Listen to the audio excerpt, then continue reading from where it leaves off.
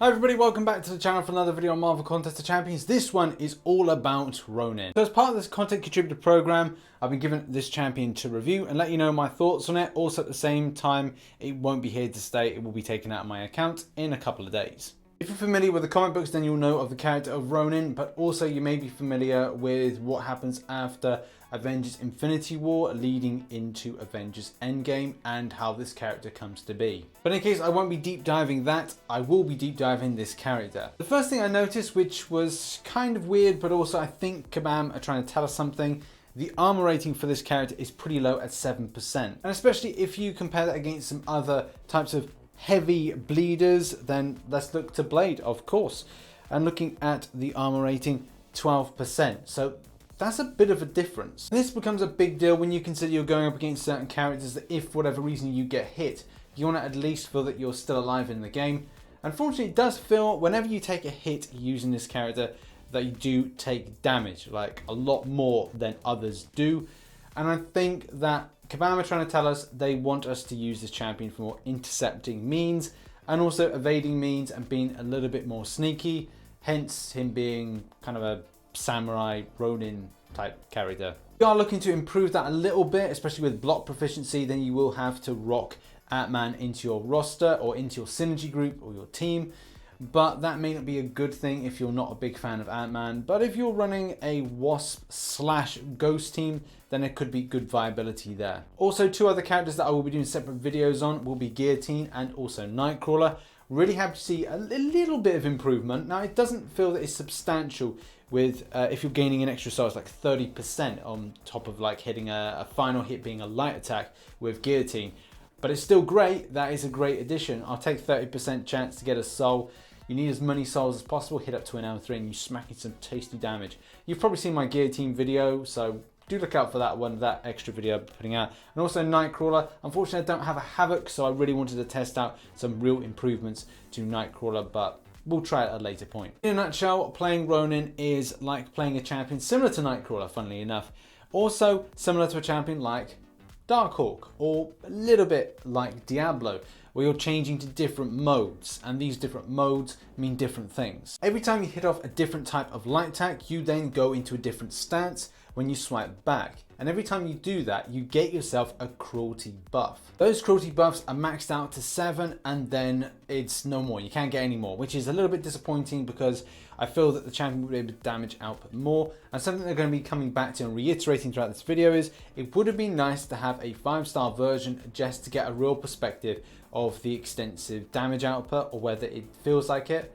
Because it did feel quite good for damage output, but it wasn't as substantial as other champions, and especially seeing all those buffs didn't really relate to an extensive amount of just hitting out huge chunks of crit damage. But the bleeds were quite nice, but I will talk about that in a moment. Let's quickly touch on the stances. When you switch into those stances, and obviously that's the point that you get that particular cruelty passive, you're then doing some good things and also some negative things. Negative things to the enemy and the champion. If they're very defensive or have defensive abilities, then it does mean that you'll be able to reduce down those defensive ability accuracy, which is, you know, can be of assistance. Also considering the fact if you're taking a type of debuff, then you can shrug that off quite well with the guard stance. And then finally, demon stance is all about ability accuracy and can inflict blocked hits with the bleed. So that is really cool. Imagine that. It's like comparable to Yondu. Yondu can do something similar. So yeah, really good, and especially with those bleed effects. With all three different types of specials, they give different types of things. One is all about improving your attack with the SP3 and does absorb your cruelty passive buffs, which is annoying, but it gives back as well as it takes away. Also with the SP2, it's all about damage over time with bleed attacks, which obviously if you're stacking those bleeds to that enemy, then it's going to be great. Also removing all passives. The next thing is that SP1 is going up against those defensive type champions, those ones that get high amounts of block proficiency and other stuff, champions that are a bit rock solid, Iron Man Infinity Wars, blah blah blah, the usual really. This champion's going to be good for defensive ability champions, and also it's going to be good bleed damage output.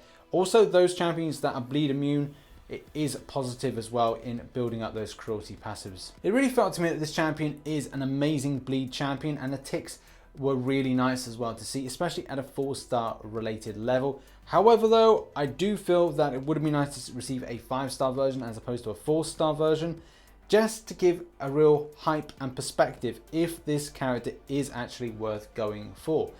Because let's face it, a lot of it depends on videos like this. People in the content contributor program, most of them are endgame based players. We don't really have anybody that has recently started the game that is a YouTuber that really could give an idea that these champions are good at a certain level. At the moment, I'm pushing a lot more 5-star related usage, and I'm very occasionally using 4-star versions, especially with variant 2. That's probably the last time that I have used a 4-star. Most of the time it's been utilizing 5 stars or even 6 stars. And I'm not saying Kabam should start dishing out 6-star versions for content contributor program usage. I'm just stating the fact that if people want to get a real perspective of how these champions damage output, then maybe it would be good to give it that 5-star version and see about testing it against things like Act 6 and other places where champion requirements is a thing, as well as testing out for things like Labyrinth for Legends. Let's face it, a lot of the people that would watch a lot of our content may not actually be endgame players, but they would like to get a perspective on, if I go for this champion, I get him at a 5-star or her at a 5-star, that is this champion going to be worth taking into Labyrinth for Legends and creating as a lead character or lead champion for use. But I digress. I really enjoyed the character. I really enjoyed the process of switching between building up those cruelty passives, which then transfer over to being a precision buff, also trying to build up to the L3 and putting out an extensive amount of damage, or at least trying to do that. I feel that, like I've been saying throughout this video, a 5-star version would give a better perspective on how much of the ticks would improve for the bleed, how much more the Fury buffs would do, attack rating improvements would do once you hit up the L3 and other things as well when you get a 5-star version. And even for a 6-star version, that may actually be pretty good as well. So Ronin, a great intercept champion, great up against champions that have extensive defensive abilities and also block proficiency. Do look out for maybe certain fights that he is really going to be good at. And I was really hoping for a little bit more with the synergies, maybe something that could be a little bit more powerful, but yeah, okay, it does help. It does help, especially having the Ant-Man in to improve the block proficiency. Also, duration of bleed debuffs is increased by 3% when cruelty's on with Cat Marvel. Cat Marvel's a good champion. Guillotine, myself, as you know, I'm a massive fan of, and I've been utilizing it a bit more, and especially working with the synergy has been quite helpful. But blocking attacks has a 50% chance to bleed the opponent and dealing 15% of attack as direct damage over 5 seconds. Very nice and a well welcomed addition there. And then gain a Fury buff, increasing attack rating by 15% for 4 seconds upon switching stances. That with the Moon Knight one is very helpful. Either way, like I say, decent champion. Would have loved the 5-star version to get a real understanding of how more and more extensive the bleed damage could really be. But what are your thoughts? Leave them in the comment section below about Ronin. Do you think that on paper he does sound good? Would you have liked to see the 5-star version? Also, I thought I'd take myself back to the MCOC mod video where he's showcasing 565 Ronins going at it.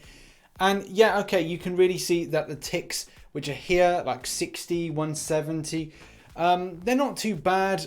It's not an extensive fight as you've seen with the content that I've kind of recorded for this, where the bleeds were stacking extensively, and I really feel that obviously this is more of a showcase what mod's doing here. But the fact is, when I was going at it, I was trying to see those stacks of bleeds, and this is for showcase. I feel that the damage output by bleeds really do show how extensively good it is.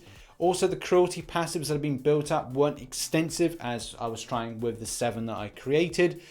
So yes, I do believe that the 5-star will be a good damage output, but I don't think it's going to be as much as we might be hoping, because I think a lot of us just kind of going, this should be extensive, which unfortunately it may not be.